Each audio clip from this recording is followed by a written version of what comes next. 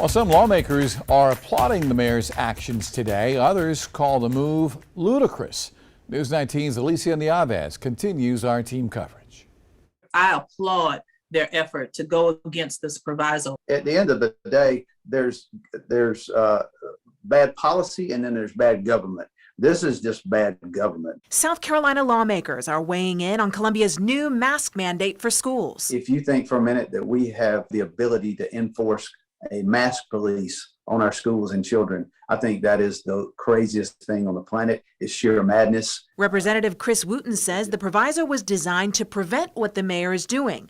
He says children's mental health could be at stake if school mask mandates are allowed. 80 to 90% of my constituents that reached out to me said, we don't want mask mandates. It should be our choice. And I said a year and a half ago that if we're not careful, our suicide and depression rates are going to skyrocket way above this COVID rate. And with our children, we're seeing that. Other lawmakers believe the mandates should be left for local governments and school boards to decide based on the rate of infection in their community. We do not, as a state, look kindly on the federal government heavy hand on us, restricting us on things that we think ought to be state legislative things. We should not do the same for local governments. Both State Senator Daryl Jackson and State Representative Wendy Brawley believe the proviso should be reevaluated and reversed. It was all about personal freedom.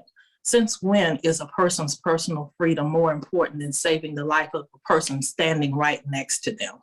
It took away the discretion that school boards have to do their job, which is to be elected to protect the students in their charge, the students in their district. Now we're hearing that there may be variants after the Delta that could even be worse. And so we're not looking at things getting better right away.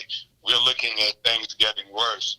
So we have to reevaluate some of the previous decisions that we made. A spokesman for the governor's office calls Wednesday's state of emergency mask mandate, quote, another attempt to force children to wear masks in schools without a bit of consideration for a parent's right to make that decision. State law prohibits mask mandates in public schools, and the city's ordinance would require teachers and administrators to violate state law.